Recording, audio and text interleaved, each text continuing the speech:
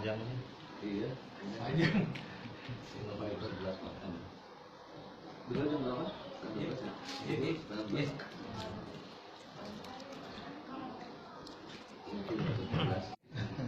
Enggak ya.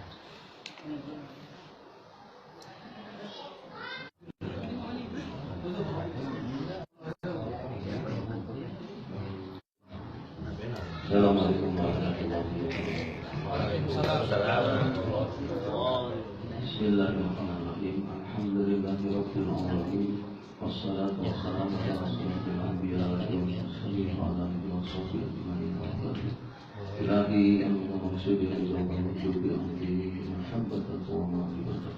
Ila hadrati syekhul al-mukarram wa sunnatul zaman. Syekh Muhammad al-Wasil al-Masrur Bismillahirrahmanirrahim. Iyyaka na'budu wa iyyaka nasta'in. Ihdinas siratal mustaqim. Amin. Alhamdulillah wa syukur lillah kita mengucapkan syukur kepada Allah Subhanahu wa taala atas izinnya dan rahmatnya yang kami syukurkan. Semoga Allah memberikan dikabulkan dimudahkan kesusahan hidup kami semoga lebih diangkat dunia rizki kemanfaat ditambah syukur dan kesabaran dan Allah dengan cucu kita disolehkan Allah bahagia dari pastinya amin ya Allah. Ikhwan dan akhwat yang dirahmati kita tanggal 30 sunat Rabu terakhir di bulan Syawal. Jadi kita melaksanakan salat terakhir balap 2 rakaat, 4 rakaat 2 kali salam. Yang mana sudah sering kita praktekkan setiap habis isyraq dengan salat istiqamah. Jadi salat istiqamah bisa dilakukan kapan saja. Afdalnya sesuai dengan yang dicontohkan oleh Allah. Itu salat istiqamah. Tidak sempat, mungkin lagi sibuk, boleh kapan, habis dulu boleh, habis apa saja, yang penting tidak waktu yang diharapkan untuk sunnah. Jadi sayang kalau ditinggalkan. Abu Awas menyampaikan mana mungkin 320.000 bala bisa ditopang, ditahan dan dihilangkan dengan hanya 4 rakaat 2 kali salam. Tidak mungkin. Mungkin kalau sholatnya seperti Nabi Muhammad SAW mungkin bisa. Tapi kalau sholat model kita, Allah model begini, apa mungkin? Makanya kita meminta kepada Allah. Kata Abbas, kita meminta kepada Allah. Tidak hanya satu pagi itu saja, tapi sudah dilaksanakan selama setahun full sampai datang kepada Rabu Hasan lagi. Nanti tanggal berikutnya untuk menunggu Rabu Hasan lagi di tahun depan untuk menunggu. Jadi kita sudah menabung untuk menolak bala kita. Kata Abbas, dicicil dihilangkan 320.000 bala sudah dicicil dari sekarang 10.000, 10.000, 20.000, 20.000, 30.000 terus sampai ketemu Rabu Hasan sudah sedikit lagi, tinggal sedikit dihantam dengan 2 rakaat terakhir selesai. Itu istihadnya Masa Abbas sesuai dengan ilham. Waktu dalam pertemuan wakil talqin terjadi permusyawaratan. Dari mana salat isti'anah itu? Karena para mubalik menyampaikan dengan berbagai pemahaman ilmunya. Profesor Asep Usman Ismail diberi waktu lebih dari setengah jam untuk membahas Quran. Dibuka Quran yang dibahas panjang lebar. Ujungnya saya juga belum jelas ini. Jadi sudah menjelaskan ini baru secara pemahaman ilmu. Jelasnya apa? Saya tidak tahu.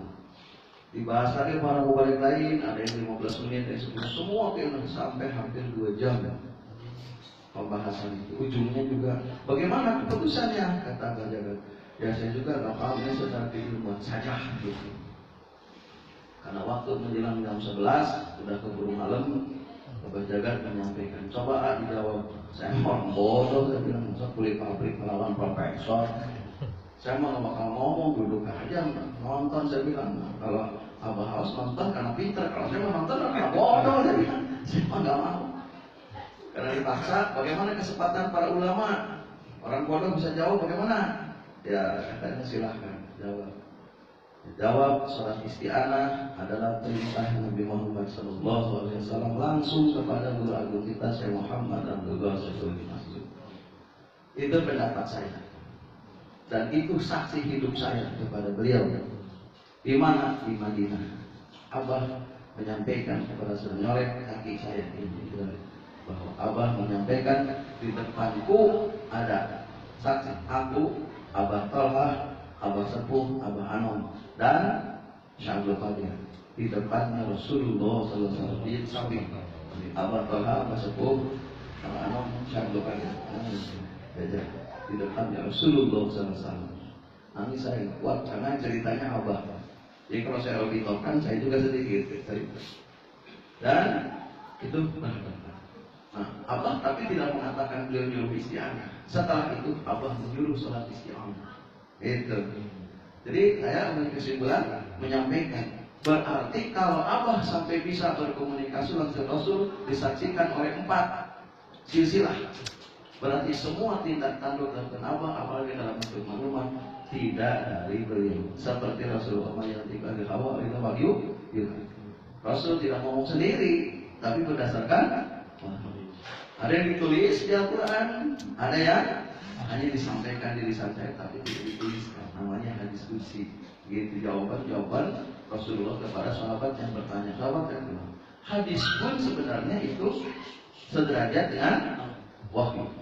Hadis itu sama dengan wahyu di Al-Quran. Cuma wahyu ditetapkan untuk seluruh manusia dari zaman yang biasa sampai kiamat, untuk semua agama Quran sebenarnya. Cuma Kristen nggak ngakuin. Sebenarnya harusnya ikut Al-Quran mereka juga, tapi karena tidak mau, jadi orang yang terikat. Wa nunazzilu minal Qur'an ma huwa shifaa'un lil mu'minin. Bagi mukmin nambah karunia, bagi orang yang tidak tahu nambah siksa. Begitu. Hadis ini menjelaskan Quran. Hadis menjelaskan Quran. Karena hadis menjelaskannya itu disesuaikan dengan keadaan, disesuaikan dengan umur orang, disesuaikan dengan pengetahuan orang, disesuaikan dengan kedudukannya, status orang, maka hadis tidak boleh dikitabkan. Kalaupun dikitabkan harus ada yang menjelaskannya, maka keluarlah mustalahul hadis dan hadis dhaif, hadis maudhu. Sebenarnya kalau menurut awas bisa kuping ini, tidak ada hadis maudhu, tidak ada hadis hasan, tidak ada hadis sahih. Semua hadis adalah sahih. Tapi ini jangan diukur. Di Semarang nanti jadi masalah. Masa ada orang yang tertulis bentuk hadis jadi doib?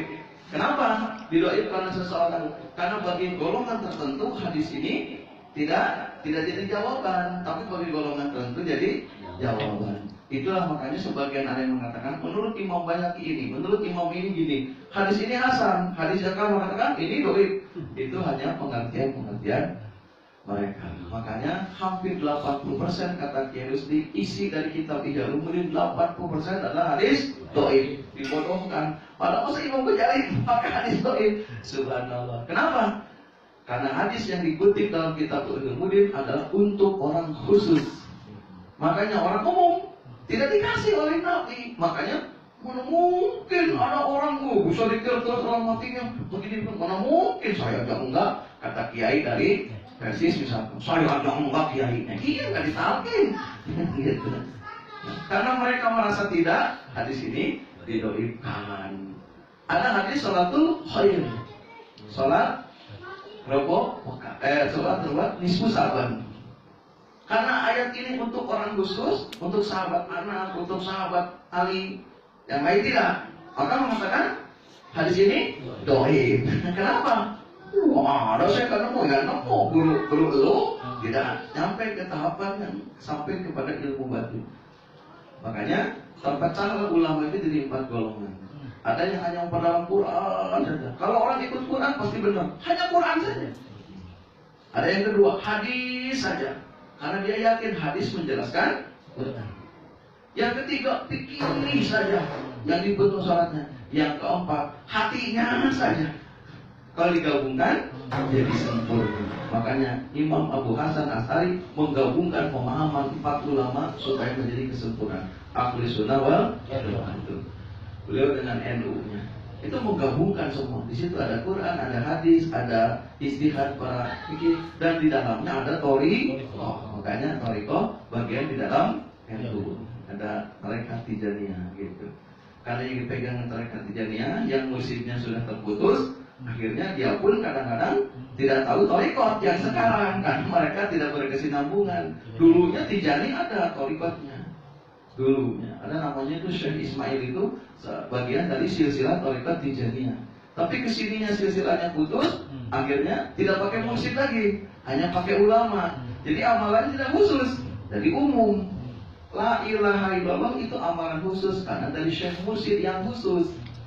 Kalau Syekh Mursyid abal-abal, yang gak jelas mursyidnya dari mana, la ilaha illallah tidak menjadi amalan khusus, jadi amalan umum. Jadi khususnya itu karena ditembuskan ke dalam ruh.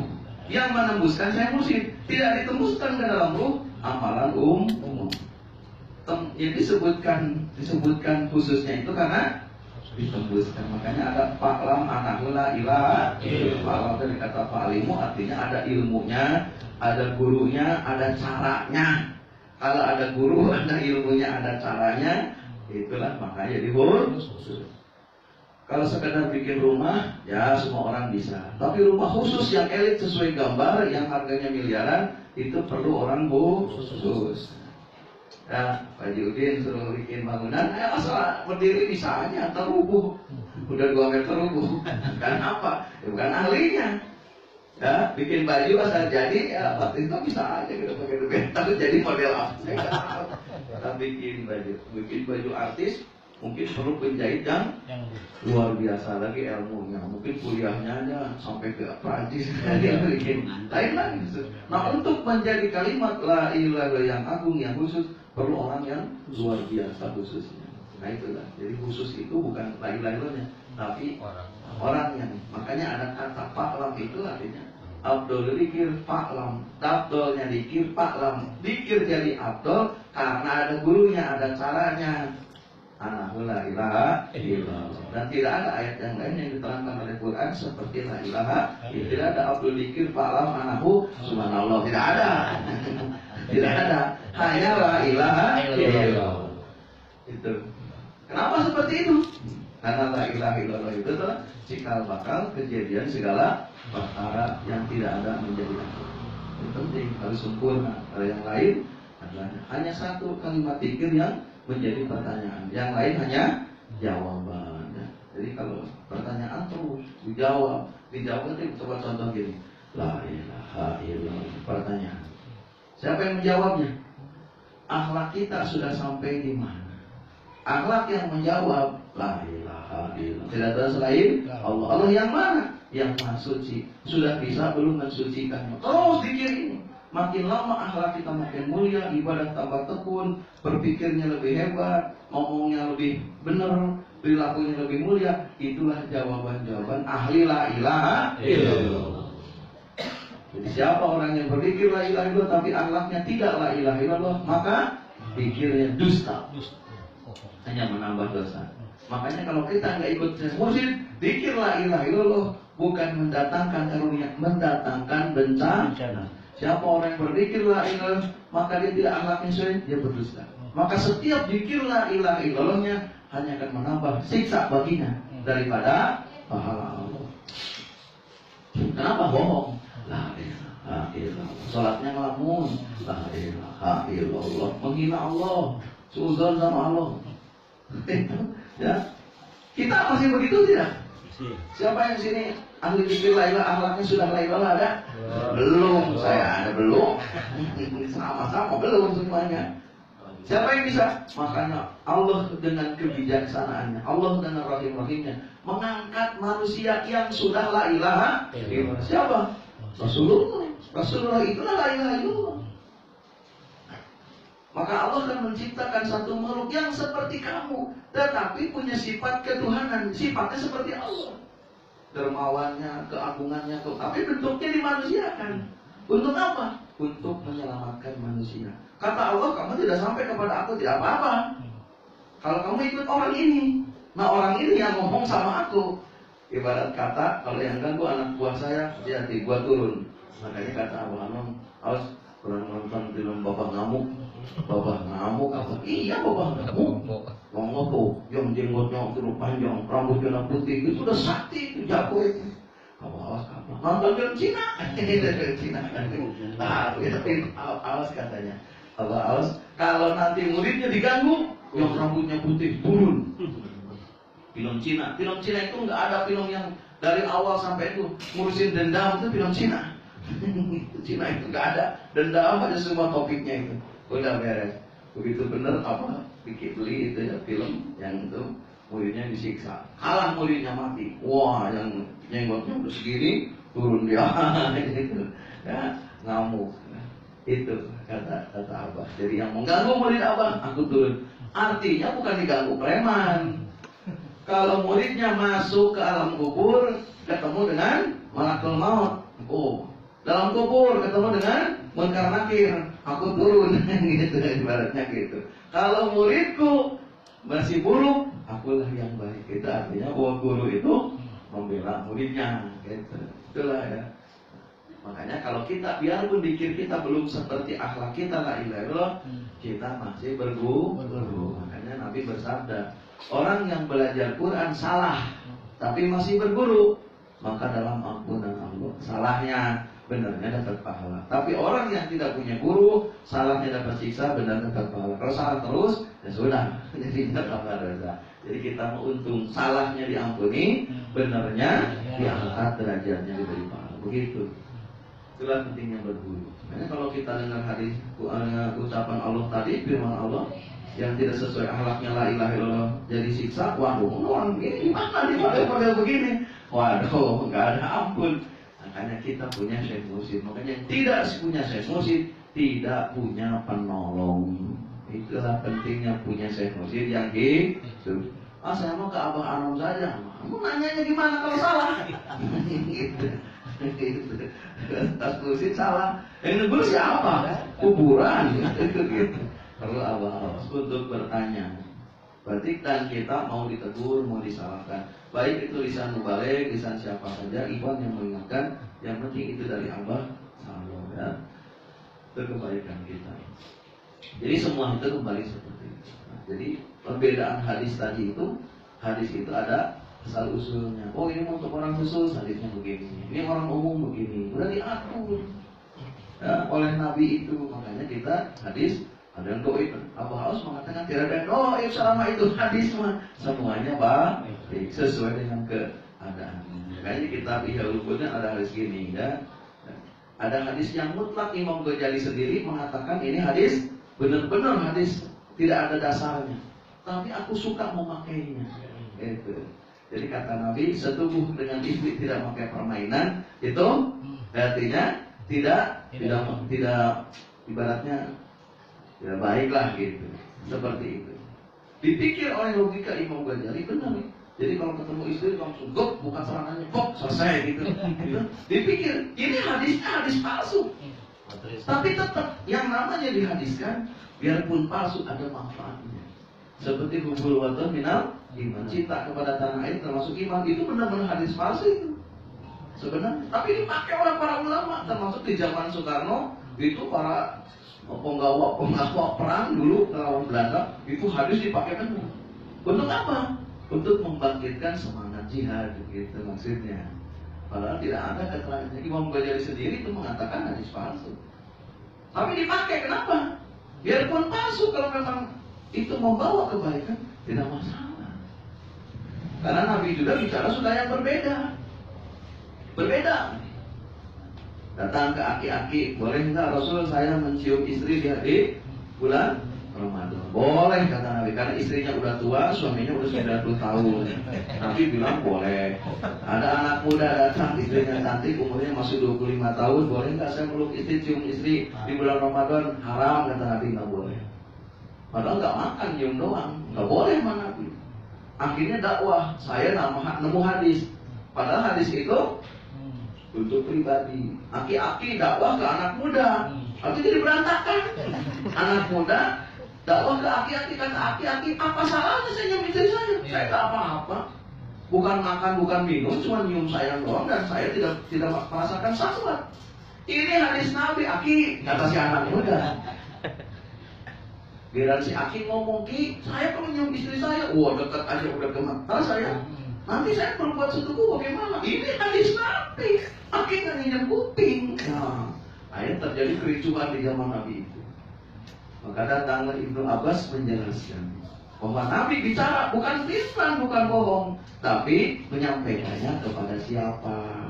Nabi itu bijaksana. Nabi ngomong ke aki-aki, kamu dakwahnya golongan aki-aki. Kamu anak muda, dakwahnya ngomong ke anak muda, jangan anak aki-aki diajak. Nah, saya gitu. Oh begitu. Nah makanya tadi saya cerita sama Haji Udin gitu.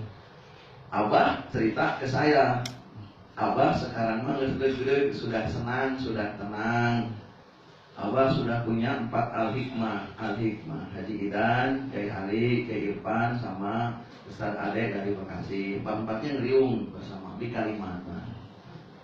Karena ini orang sudah dikuatkan dengan ilmu hikmah. Jadi kalau ada ikhwan yang butuh apa saja kebutuhan, ya tidak usah ke Abah, ke A saja cukup, ke Haji Idan cukup, perlu bantuan apa saja ya ikhlaskan. Saya mah ikut Abah aja Abah, gitu. Didoakan sama Abah, gitu. Manjur ya bahasanya begitu, bukan saya ngaku, bukan selesai. Ya. Kita dengan Haji Idan senang bahagia gitu. Karena Kiai Irfan juga sekarang tempat nanya orang, apalagi Haji Idan. Kalau saya mah kadang mundur maju, selesai dan tenang. Nah, hal begini disampaikan ke Kiai Jujun. Bukan menjelekkan, bukan ke Kiai Jujun. Kiai Jujun tidak percaya dengan bahasa ini, lapor ke Abah. Apa benar Abah ngomong itu kata Abah? Tidak, Den. Abah tidak mengatakan bahwa Abah mengangkat saya jadi orang hikmah tempat orang bertanya tentang permasalahan. Haji Jujun, Kiai Jujun lapor ke saya. Jangan suka bikin-bikin jual-jual nama Abah. Itu. Kadang-kadang. Saya nggak ngerasa orang Abah mutlak. Demi Allah, demi Rasulullah, lisan Abah. Saksinya Haji Idan, Kiai Irfan sama Haji Ustaz Ade dari Tasik. Yang ikut ke Kalimantan waktu Abah ke Kalimantan, ke Sambas. Di hotel ngomongnya Abah itu. Terus bukti. Tapi Abah bicara begitu ke Kiai Jujun, Abah mengatakan tidak. Gitu. Tapi kalau Haji Idan dia kan jadi masalah. Saya jadi benturan sama Kiai Jujun. Saya dibilang ada-ada saya nggak terima. Saya juga dibilang iya juga, emang Abah bilangnya enggak. Kiai Jujun juga yakin bahwa Abah mau mengatakan enggak. Ya kan? Semua ricuhlah di permasalahan itu. Ramai. Kalau kita bicara apa Abah salah? Abah salah tidak? Tidak. Kenapa Abah bicara ke Kiai Jujun bilang tidak?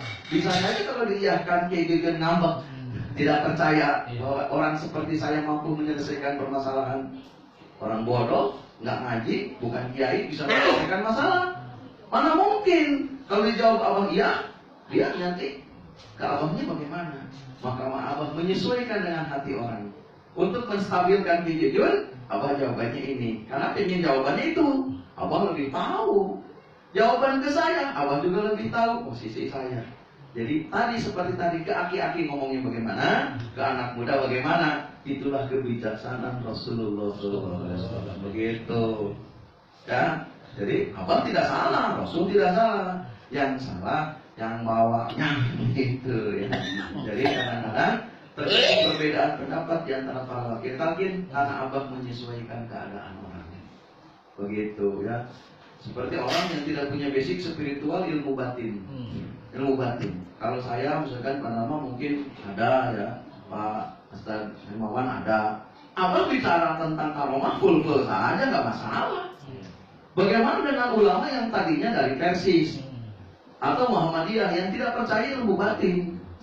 Terus Abah harus bicara bahwa yang ditemukan Kiai Ali itu benar. Tidak bisa pasti, itu mah Kiai Ali bisa saja. Gitu. Bagi ngomong ke orang yang sama-sama ilmu batin ya klop-klop saja. Itulah keadaan. Makanya kadang-kadang kata Syekh Fadil ya itu disebutkan waridat itu yang diberikan oleh guru kepada murid, itulah yang kadang akan menjadikan fitnah bagi kehidupan kita. Jadi fitnah itu kan perbedaan ahli ilmu batin dengan ilmu dohir, ahli hadis dengan ilmu batin, benturan. Padahal kalau disatukan jadi sempurna. Karena dibenturkan, jadi persengketaan. Itulah hebatnya iblis. Iblis itu begitu. Coba iblis itu kalau dulu sujud sama Adam, aman lah. Tapi kita mungkin nggak ada di dunia. Karena lagi Adamnya di surga terus. Di surga mana punya anak Nabi Adam. Nah, kita jadi begini ya. Tapi jangan terima kasih, kata sahabat Bakar, jangan terima kasih, jangan. Itu terima kasih, udah anggapin aja biarpun ada. Itu memang sudah tugasnya begitu ya. Petinju itu bisa di juara dunia karena bertarung dengan musuhnya yang hebat. Selalu dipukul, makasih ya gue dipukul. Yang enggak ya, pukul aja, jatuhin aja biar jadi juara. Itulah ya. Kadang-kadang pemahaman-pemahaman yang lain. Jadi kalau orang seperti saya punya pemahaman yang lebih baik, dari mana dasarnya? Dari mana dasarnya? Seperti itu. Tapi kalau orang pintar, oh pantas hasil sekolah. Padahal ilmu itu ada yang dari hasil belajar, ada yang hasil dari pengalaman pribadi secara spiritual. Beda-beda pemahamannya. Seperti saya dikasih kitab oleh guru saya. Nih kitab baca. Dibaca tulisannya sebagian ada tulisan Arab. Kagak ngerti ini. Baca. Ya baca bisa. Pegang. Sudah dibaca pegang. Begitu dibaca, setiap waktu ada penjelasan. Dari hari ke hari, minggu ke minggu, bulan ke bulan, tahun ke tahun. Itu kitab sampai sekarang belum dijelaskan 100%. Tapi setiap waktu, oh kemarin lembar ini itu ada semacam pemahaman secara pribadi. Begitu saya sampaikan ke guru saya, benar itu. Saya bilang, kan abang nggak ngajarin saya. Iya. Kan dari amalia. Jadi kitab amalia bisa terbuka karena diamalkan. Jadi kalau orang ketemu saya, rata-rata bilang apa? Sombong, tekabur, sok, asal-asalan paling benar aja dikirnya, nyalahin orang aja. Begitu rata-rata. Saya sering nyalahin orang zikir dan meluruskan cara zikir. Senang saya. Tapi orang yang tidak nerima, emang lu doang yang dikirnya benar, gua juga benar tahu. Gitu marah. Marah. Kenapa? Pikir baru 6 bulan nyalahin yang 20 tahun. Ya beda. Karena banyak. Ada datang Ustaz ke saya. Wah, saya akan kembangkan torikot ini sampai kemana-mana. Saya liatin demi khidmat saya ke awal semua. Baru pergi 3 kali naik mobil ke Bogor, ke Karawang, ke sana. Mulia masuk rumah sakit. Kiai kenapa? Mulia gue capek. Saya diem aja.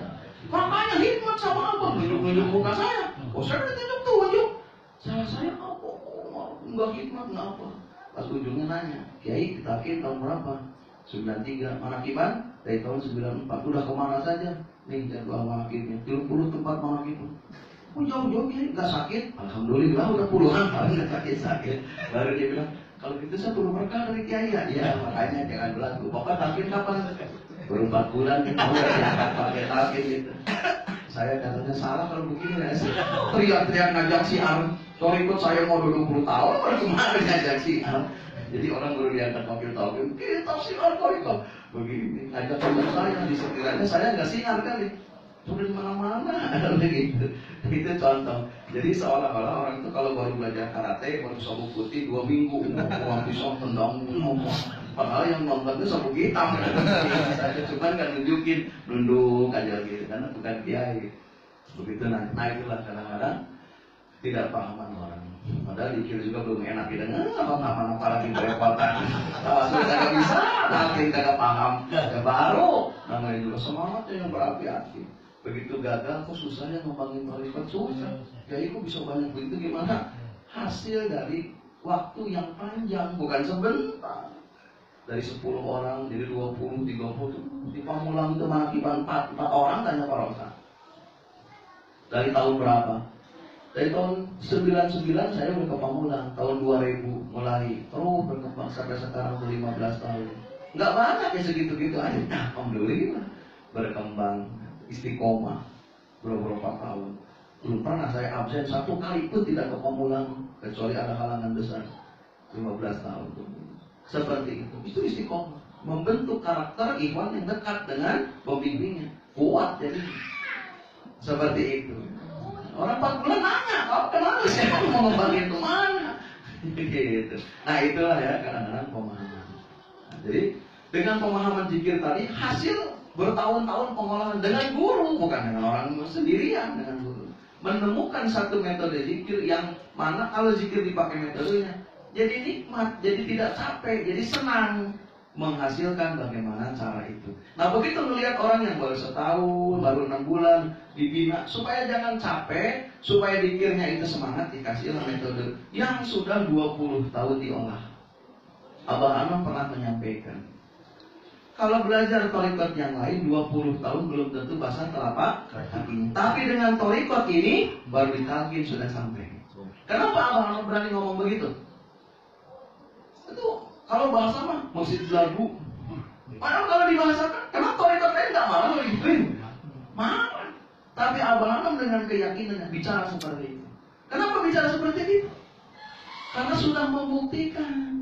Abah Anom itu sudah belajar ilmu ke Cianjur, belajar berbagai ilmu dohir, ilmu batin, itu sudah sempurna ilmu. Dan pasti tahu tentang thariqat yang lain. Setelah menemukan thariqat ini dan dipelajari, diperdalam sampai ke puncaknya, maka Abah mengatakan ini thariqat yang paling sampai kepada Allah. Setelah apa? Setelah mendalami dari keilmuan dohir maupun batin. Jadi kalau ada orang Iwan pulang talqin nanya, pikir ini ada dalilnya enggak? Walat itu orang nanya. Kenapa? Saya belum Qadir 22 tahun bertapa bahasa super kolwat. Apa yang diberi oleh Allah? Pikir la ilaha dengan metodenya. Nah, talqin yang sekarang itulah hasil riadohnya 22 tahun Syekh Abdul Qadir. Ya, berkelana dikasihnya ini. Makanya jangan nanya lagi tentang satu hal kepadaku tentang ilmu Allah, karena aku sudah bolak-balik dalam sudah berbagai ilmu dipelajari oleh Syekh Abdul Qadir. Bukan orang biasa, orang sempurna amalnya, sempurna ilmunya. Puncaknya ilmu adalah talqin zikir. Sudah dipermudah, sudah dientengkan. Kalau kita nanya lagi, ini ada dalilnya enggak yang model begini ya? Bina apa enggak? Subhanallah. Syekh Abdul Qadir itu sudah tahu hukumnya, tahu hadisnya. Makanya udah nggak banyak nanya. Yang bodoh, yang pinter, telan aja. Ini sudah makanan paling enak. Kenapa? Saya sudah survei makanan sedunia kalau bahasanya gitu. Jadi makanan dunia sudah disurvei, udah rendang, udah ikan, udah semua. Ini paling enak ini. Telan aja. Ya. Kalau kau nggak bilang enak, berarti kamu punya kelainan pikirannya gitu, abnormal. Jadi semua amalan yang paling sempurna ini. Bukanlah ilmu mereka, la ilmu ini. Makanya kata Allah, bukanlah ilaha illallah TKN tempat lain. TKN pondok pesantren saudara. Kata Allah, tidak ada yang khusus hanya ini. Itu untuk pribadi, jangan diomongin ke orang tuh ngamuk. Datang ke tarekat Naksabandi. Menurut guru saya ini yang paling hebat, yang ngamuk dia juga. Kata guru gua tidak juga. Kita mau Kristen ngamuk dibilang masuk neraka. Kita untuk kita saja. Kita yakin. Setelah menemukan satu metode. Nah, kenapa kita sempurna? Karena kita dapatnya hasil bekas dari orang yang sudah sempurna dan sudah disempurnakan.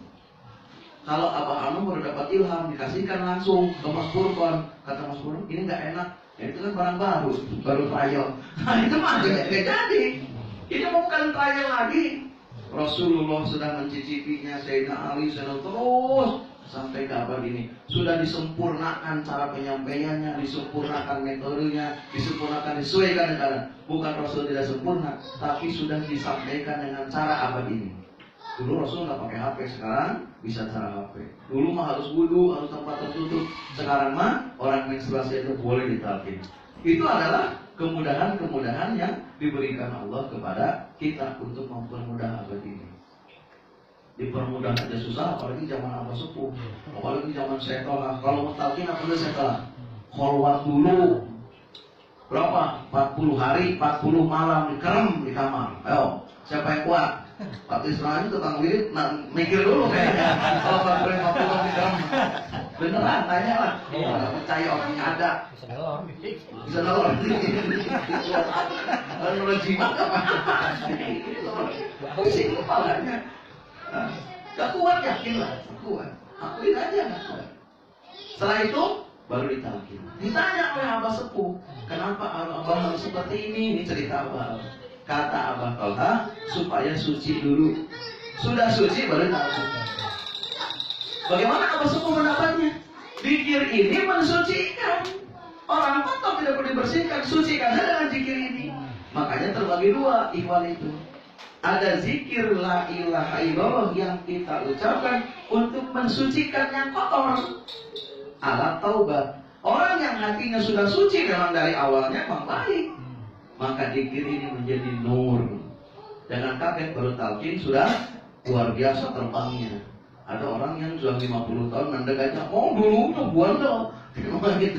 Jadi buat ya, orang dapat duit hadiah 100 juta, utangnya 102 juta. Jadi kenapa 2 juta dikit? Oh bisa bayar utang dulu. Gitu. Beda dengan orang kaya dapat hadiah. Hadiah apa? Motor buat lu aja dah, gua nggak butuh motor banyak. Gitu. Jadi baru dapat hadiah sudah sedekah. Orang yang hatinya suci, zikirnya, maka pahalanya, maka ampunannya bukan untuk dirinya, tapi untuk keluarganya. Kalau keluarga juga orang suci, untuk tetangga, untuk negaranya, untuk semuanya. Jadi zikirnya untuk amal kepada tetangganya, saudaranya. Makanya baru tauhid sudah terkenal, sudah punya karomah. Kenapa? Amal. Kalau kita tertutup sendiri dosa aja masih belum, udah dikirnya sedikit, campur ngantuk lagi kan. Dosanya Pak ditalkin umur berapa? Umur 40. Dulu suka sholat nggak? Dulu kurang betong Pak, banyak kan sholat, padahal lagi sama orang udah tua, baru talkin buat nutup. Di sini mah nggak ada, aku di sono. Nggak ada sini orang baik semua. Alhamdulillah. Gitu. Lagi senyum merasa, karena saya juga senyum. Gitu. Alhamdulillah. Ya. Jadi kalau dulu di kampung saya, woi orang-orang, si Mas Muri jadi kiai sekarang di Jakarta. Kapan pesantrennya? Teman-teman saya. Apa kata orang tua tuh di kampung saya? Ya pantas dari kecil juga nggak pernah ada omongnya. Gak pernah mengatakan, mungkin tidak. Semua bilang pantas. Begitu saya pulang kampung, orang-orang di kampungnya ramein saya, menganggap saya suruh cerita pengalaman gimana kok bisa begitu, rame. Tapi diajak tapi gak mau. Tapi kalau minta doa mah sering gitu. Semua ceritanya apa? Pantas. Dari kecilnya juga nggak ada omongnya. Jadi nggak ada yang bikin permasalahan di kampung saya, nggak ada. Jadi kalau ada kiai dengar, itu katanya budaknya Mang ini jadi kiai di Jakarta. Oh, orang pantas kecilnya juga soleh. Begitu. Bukan jam-jam kan kecilnya. Begitu talqin ya jadi. Langsung diikutin orang. Baru talqin berapa bulan, orang udah ngikut. Udah belajar zikir, belajar apa? Padahal saya juga baru belajar. Sudah diguruin orang. Pulang talqin. Kenapa? Karena amalnya sudah buat orang lain. Karena kecilnya sudah dipersiapkan. Seperti itu. Kalau kita belum kontan dosa, talqin ya buat nabung dulu, jangan hanya karomah. Kecuali dikirnya terus-terusan nggak berhenti tobatnya terus-terusan. Ya, dulu yang pernah nggak ninggalin salat? Mas Burkan pernah ninggalin salat nggak dari mulai balik sampai segede ini? Pernah nggak? Sekali saja. Pernah? Pernah di kodok belum? Kodok. Makanya kata Syekh Dailami, orang yang pernah ninggalin salat secara sengaja atau uzur, maka setelah tobatnya harus dikodok. Bahkan boleh meninggalkan sunnah dan diniatkan untuk kodok. Jadi kalau sholat sunat 12 rakaat dari maghrib sampai isya, kalau kita sholat sunnah ini awabin itu, maka menurut Imam Dailami bolehlah pakai sholat subuh semuanya, dua subuh lagi, sholat subuh lagi terus sampai 12 rakaat. 12 rakaatnya dapat, subuhnya sudah mungkin dulunya umpam bandel, subuh nggak pernah sholat, kodok hari ini. Kenapa? Karena yang girang itu ujungnya kotor, maka hilirnya bagaimanapun sucinya tetap dia kotor. Hari ini kita berbuat baik, tapi dulunya pernah bandel. Berapa hutang kepada Allah kewajiban ditinggalkan. Kalau hari ini tidak disucikan, maka tetaplah dia kotor pada hari ini. Itu sholat. Tapi kalau zikir, kalau yang lain enggak, hanya sholat. Dan puasa Ramadan. Waduh, tiap bulan nggak pernah puasa. Waduh, puasa terusnya. Ya itu wayang. Tahu ayah kalau bahasa Inggrisnya apa ya? Mana lagi? Yang gimana lagi? Harus begitu, gitu.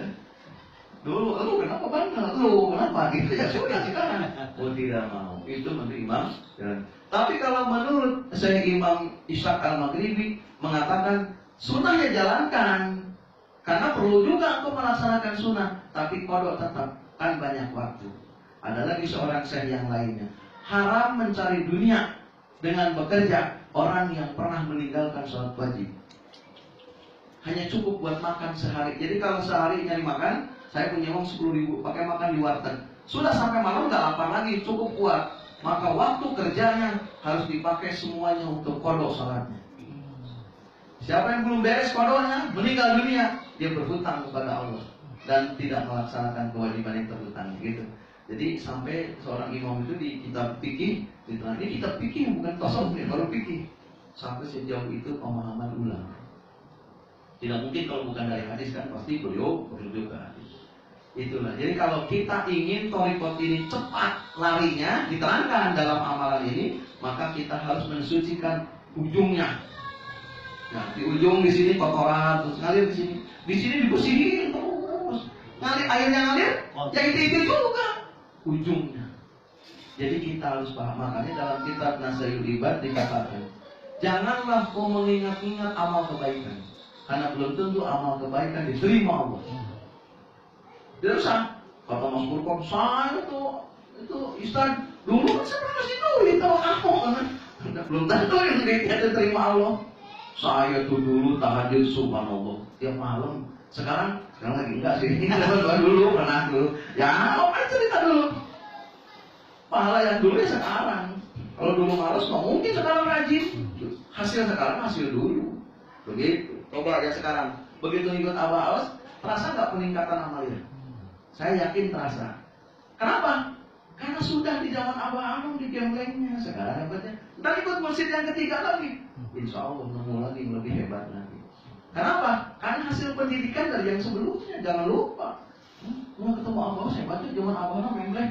Astagfirullah. Ada bagian tertentu yang perlu ditutupin lubangnya.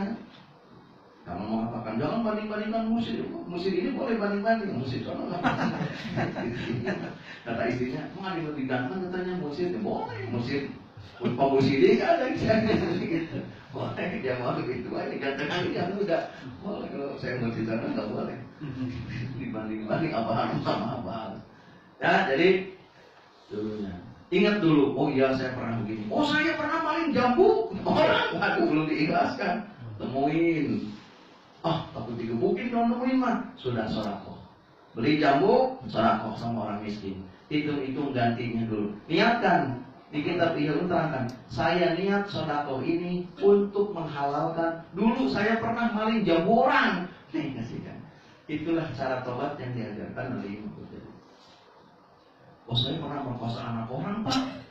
Anak orang diperkosa lagi muda dulu. Udah. Apa sekarang minta maaf? Kata Imam Ghazali, jangan nanti dibunuh bapaknya sama mamanya, jangan. Itu sana.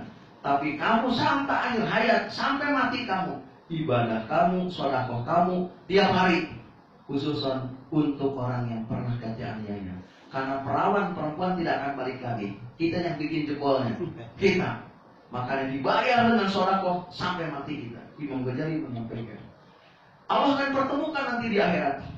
Si perempuan datang kepada kita. Terima kasih ya, saya dulu diperkosa, amal kamu sekarang untuk aku. Nanti akan Allah pertemukan dengan diikhlaskan kezaliman kita. Jadi tobat itu dirasa gini, berarti udah tidak bisa. Dosa kepada sesama manusia ada hitungan. Soal kepada Allah selesai, ditalkin kepada orang. Abah Awas menyelesaikan dengan Allah sesama manusia.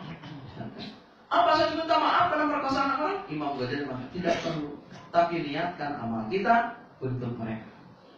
Pernah beli durian, bawa. Siapa yang suka durian? Yuk makan. Makanya penting sodako itu. Mungkin kita pernah makan makanan yang di jalan lagi berapa? Ngambil alhamdulillah ya. Ada mati pernah mungkin Haji Udin. Bisa 4, ambil 5. Aku Haji Udin. Nah Pak Haji sekarang belum udah mati makan apa? Gigi ya, kali kecil. Saya makan permen karet beli 5, ngambil 6. Ya ingat saya. Sekarang saya kalau sodako ini cerita sama kakak saya. Saya itu diajak-ajak kamu, kakak saya ketawa ya. Kecil kan punya dosa. Tapi tetap itu kan ya dosa juga. Saya ngomong itu. Udah terlibat ngomong namanya Mak Isa. Mak dulu sudah Mak juga tahu katanya. Cuma karena anak kan Mak saya terhormat di kampung ya. Golongannya golongan orang alim lah gitu. Jadi orang-orang itu segen. masuk tempat bertanya, tempat minta tolong gitu. Jadi kalau saya itu bandel, orang lain diomelin, saya mau enggak gitu. Jadi kalau orang lain mau mancing nih, mancing kolam orang gitu, saya nongkrong di situ. Orang pun digebotin, kamu mau ikan ambil gitu. Karena orang tua saya tempat minta tolong orang banyak gitu dulu. Keluarga saya itu kakeknya apanya itu orang-orang ngerti lah gitu. Jadi saya enggak. Tapi saya ingat, iya katanya Ahmad juga tahu, biarin aja, sudah saya ikhlasin kalau buat kamu enggak, saya nggak mau gitu. Ya udah ikhlas, selesai ya. Jadi, saya begitu belajar thariqat itu langsung gerilya, mana orang yang pernah saya sakitin, pernah apa, khawatir. Terus saya pernah ninggalin sholat berapa, makanya saya mengkodok 8 tahun dikir itu tidak pernah kurang dari 1000 selama 8 tahun. Karena saya balik umur 12 tahun, talqin umur 20 tahun, punya hutang 8 tahun. Jadi setiap habis sholat saya nggak dikir la ilaha illallah dari mulai balik itu, karena saya belum ditalqin. Makanya saya niatkan saya akan mengkodok dikir sholat yang 8 tahun. Jadi setiap habis sholat dikirnya 1000. Kalau kodok jadi 2000 dikirnya. Kalau 3 waktu ya 3000.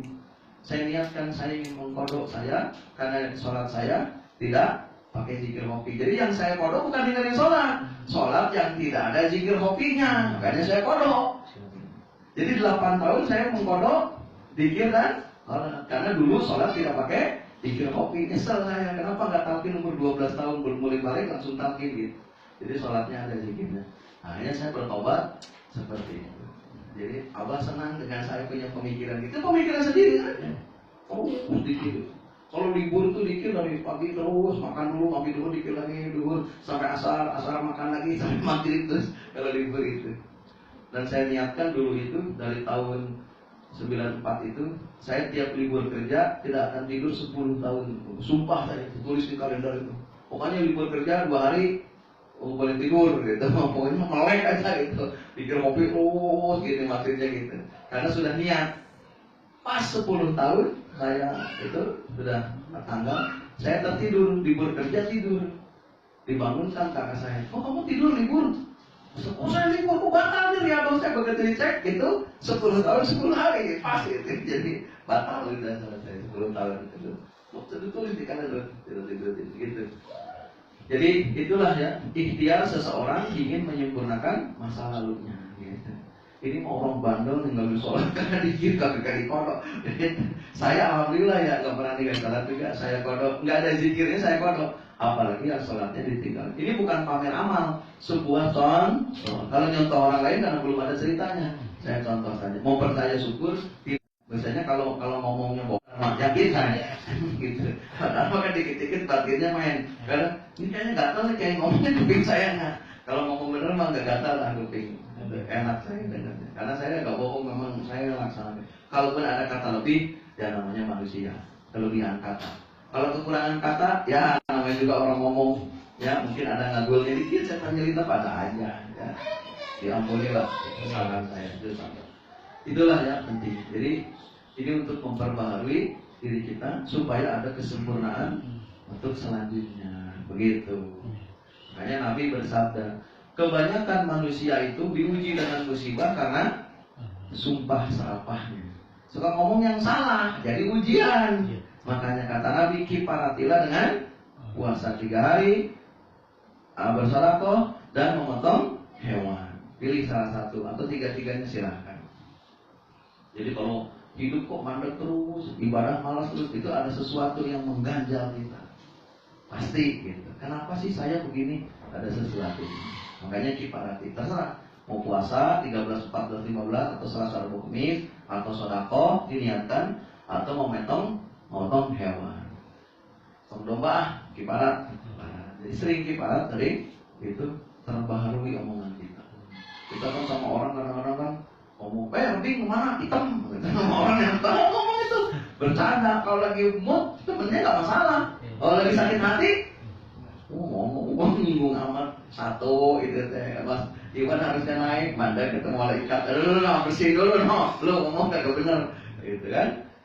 Tapi saya salah sama siapa yang namanya bercanda nggak tahu kan? Wakil paratin aja lah, tong ayam seklaim karena domba mah nggak kebeli mahal 4 juta dan ayam aja 150.000 kasihin di manakib buat hidangan manakib. Mas Purkon nambah ini saya nih itu opor ayam, ya udah tambahin ayam. Kiparat. Kalau dosanya gede, mas sapi. Kecil-kecil maya ayam dah, datang sedekah. Makanya penting, makanya jadi pemangku manakib itu dikiparati dosanya. Ini ngasih makan, ngasih minum ini untuk mengkiparati kesalahan-kesalahan kita. Kebanyakan salah itu dari ucapan dan kemaluan kita sahwat. Ya. Ada istri orang kelihatan diliatin aja gini, buset dengan itu suaminya tahu, mengamuk gak berani karena yang ngeliriknya kiainya saya lagi begini gitu. Aduh bagaimana ini mau marah kiai, dipendam aja itu sahwat mengarah. Ya, mikirin istri orang, mikirin orang, udah punya istri masih mikirinnya aneh-aneh. Saya juga termasuk begitu, banyak dosanya. Mulut salah ngomong, kiparati saya. Jadi banyak, makanya mau mandek itu ngedengar gini nggak naik. Itu makanya penting kiparati. Ya, makanya manakib ini salah satu bentuk kiparat. Nanti orang kiparati anil kiparat dari junub. Jadi junub itu kotoran, ya penghalang kiparat. Gimana kiparat? Tapi cara Haji Pi selesai. Kalau nerima nggak apa-apa. Haji Pi suka bilang Haji Abang gitu. Kalau nerima nggak apa-apa, kalau enggak, kan di Quran ada kan surat As-Saffat. Janganlah kau memanggil satu golongan dengan panggilan yang buruk. Satu kaum kepada kaum yang mengolok-olok, satu kaum dengan kaum yang lain saling memperolok, perempuan kepada perempuan lain, laki-laki, dan seburuk-buruk panggilan adalah hai fasik setelah beriman. Jadi orang baik kok dibilang, fasik, musyrik, itu enaknya aja. Itu seburuk-buruk panggilan ya. Siapa orang mengatakan kafir kepada seseorang, maka yang mengatakanlah yang jadi kafir. Nggak boleh, kafir, kamu kafir, nggak boleh. Ya, itu. Ya. Ahok mau jelas bukan Islam kafir, dia mah kafir. Tapi Abah bilang kemarin, Ahok tidak sah, Ahok tidak penistaan agama. Kenapa? Kata bagaimana Ahok dibilang penistaan agama? Orangnya kan ngerti, nggak tahu kan seagama. Ahok beriman nggak kepada Al-Quran? Itu bukan orang Islam. Tahu nggak di ayat Quran? Tidak tahu. Nah karena ulama itu menjejali supaya jangan milih Ahok, Ahok tambah. Kata Ahok jangan percaya ayat Quran. Emang dia kagak percaya? Karena bukannya. Nah kalau orang Islam diajak tidak percaya ikut, berarti imamnya orang kafir. Kenapa jadi itu? Ahok mau ngomong apa? Quran nggak benar. Quran apaan? Quran ngaco. Kok kenapa dihukum? Coba kita pernah nggak mengatakan Injil itu nggak benar? Penistaan agama bukan? Ya bukan, karena kita mengimani agama mereka. Kalau kita mengatakan Injil itu benar, ya udah jadi kita Injil kalau begitu. Ahok itu wajib mengatakan Quran tidak benar. Wajib bagi agama Ahok. Dan kalau Ahok mengatakan Islam itu berdasarkan mana syahadat, karena dia tidak mengimani, salah. Bukan salahnya, dia ngomong dihukum aja, tidak mengerti. Makanya karena saya nggak sengaja ngomong. Makanya orang Islamnya double kalau ikut Ahok. Ada orang yang ikut Ahok pilih-pilih itu yang penistaan agama. Udah tahu dia orang kafir, dipilih, ditemenin. Yang nistain agama siapa? Dia ngikut. Ahoknya apa? Saya mau nanya, Ahok nggak sholat dosa nggak? Nggak dosa. Nggak dosa. Menghina Quran? Nggak dosa. Berani injak-injak? Nggak dosa. Dosanya nggak masuk Islam. Cuman kalau Ahok injak-injak di depan orang Islam, Islamnya harus marah. Karena itu menghina gitu. Ya. Terus marah. Ya, tapi nggak dosa, nggak salah. Nah itu ya. Nah, kalau Ahok ngomong iman, bukan agama.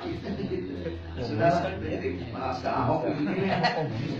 Apa-apa, Abah juga kemarin jadi cerita Ahok, ini cerita yang lain kemarin itu cakung. Sudahnya menjelaskan saja lah. Tapi kan ada ya itu besar Iwan kan ada gitu. Ya salah kata dikit namanya beda mulut lah gitu ya. Tapi Abah intinya bicara seperti itu ya. Jadi jangan gampang menyalahkan orang. Makanya di Al-Quran diterangkan, Muhammad sampaikanlah Islam ini dengan ramah, tamah dan kebijaksanaan. Niscaya kok disukai, disenengin. Jadi Islam itu harus dengan lemah lembut. Sampaikan. Kalau dengan keras, niscaya mereka menjauhi kamu. Kalau dengan demo teriak-teriak keras apa? Keras. Tidak rahmatan lil alamin ya. Tidak rahmatan lil alamin. Sayyidina Ali mau membunuh, main pedang, kalah musuhnya dibunuh. Mau dibacok, diludahin mukanya, ceprot, marah, nggak jadi. Ya Ali, kenapa kau tidak jadi membunuh aku? Aku siap dibunuh. Tapi sebelum dibunuh aku meludahin muka kamu dulu. Kata Ali, aku tidak membunuh karena amarahku. Tapi aku membunuh kamu karena kamu menghina Allah dan Rasulnya dan agama aku. Aku karena Allah dan Rasulnya, tidak karena nafsu pribadi. Karena nafsu pribadi. Makanya Rasul bersabda, tidak semua orang yang perang jihad mati syahid. Kenapa? Karena ada yang perang karena dendam pribadi. Nah, Pakistan dulu sama Parosa, wah udah dendam. Besok gua masuk Islam aja lah, biar perang Parosa gua kejar kemana aja gitu. Itu ya, itu dendam pribadi namanya, gitu. Itu tidak termasuk mati syahid. Tapi harus benar-benar perintah Rasul. Mati konyol. Konyol itu yang dia mau kemana, perintah siapa? Nabi nyuruh tidak begitu. Turun itu. Jangan, kalau kamu mati kan yang jauh. Jangan ikut abah aja.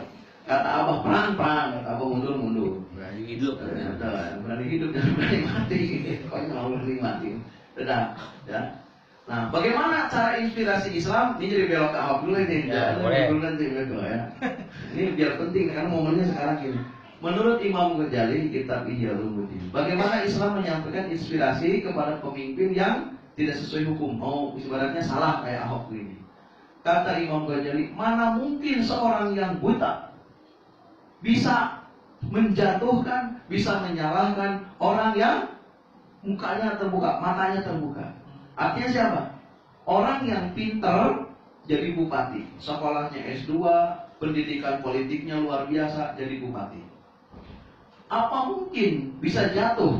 Apa mungkin bisa lebih benar orang yang buta huruf mendemo bupati? Saya menanya. Berarti orang buta huruf berdemo bukan berdasarkan ilmu pengetahuan, tapi berdasarkan hawa nafsu. Makanya dalam Islam, sistem demokrasi adalah sistem yang menghancurkan Islam. Jadi kita dulu diterangkan. Demokrasi apa artinya? Kekuasaan ada yang menang, seperti pilkada. Pilkada bukan metode Islam.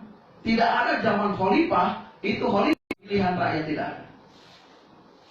Orang yang banyak bodoh bisa memenang, yang dipilih oleh orang bodoh. Itulah kekuasaan. Bagaimana kalau Islam? Nabi berkekuasaan ada di hukum Allah. Ada di hukum Allah. Bagaimana memilih? Nabi bersabda, pilihlah olehmu pemimpin-pemimpin yang bisa memimpinmu sholat di masjid. Satu itu. Jadi kalau jadi gubernur, dia raya Bandung, provinsi. Kalau presiden berarti masjid besar Istiqlal. Minimal jadi presiden. Dan orang yang menjadi panutan itu pertama jadi pemimpin. Jadi pemimpin bukan mencalonkan, tapi diajukan oleh rakyatnya karena kecintaannya. Siapa yang memilihnya? Setiap rakyat mengajukan ke yang alim. Contoh, di sini ngomong ke saya, sepakat ini pilih Agus, sepakat. Ya, Rusdi punya anak buah lagi musyawarah. Ini waktu tadi musyawarah misalkan musyawarah. Yuk kita putuskan milih siapa? Sepakat. Semua yang ikut, yang bodoh, yang pintar, yang dibawa, ikut pemimpin yang membawanya. Makanya Presiden Soeharto dulu mengangkat pemimpin bupati gubernur tidak pakai pilkada, langsung dari pusat. Kenapa? Karena orang yang ada di PM adalah orang yang mengerti politik dan hukum dan orang yang berpendidikan. Rakyat inspirasinya wakil rakyat.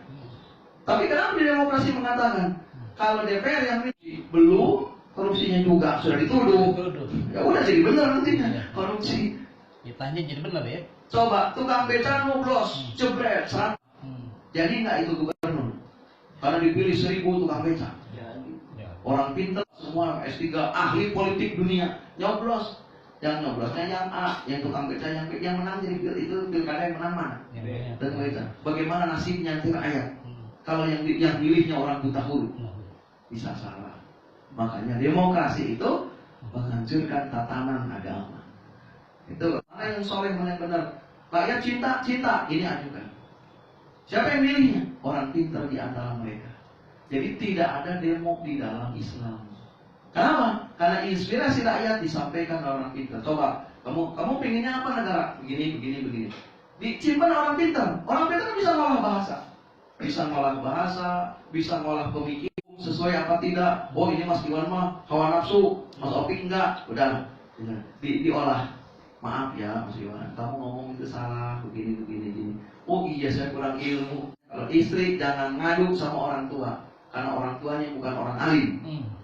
Suami ngadu lagi ke orang tuanya, ngadu ujungnya berantem mertua, besan berantem, kumudorotan. Jadi yang saya praktekkan. Tapi yang goib jangan sepuh panas cerita ke abas. Kalau banget konyol karena kau punya jawaban. Mana paling siluman? Tadi lu harusnya yang mencoblos itu mengatakan begini. Lu mau nggak? Begini saja. Bisa imbang. Iya, saya mendirikan tempat shopping. Berarti saya sudah laku dan kenapa? Perang. Mau tidur, berdiri. Apa sekarang? Yang boleh ya. Amin. Bawa manggil saya, ada cahaya saya di sini. Istiqomah, iya 30 yang datang alhamdulillah ribuan karena diridhoi Allah. Aku balik di sini. Gitu. Ganti lagi. Jalannya di kata apa gimana? Alhamdulillah terus. Tapi di malam ada abang pergi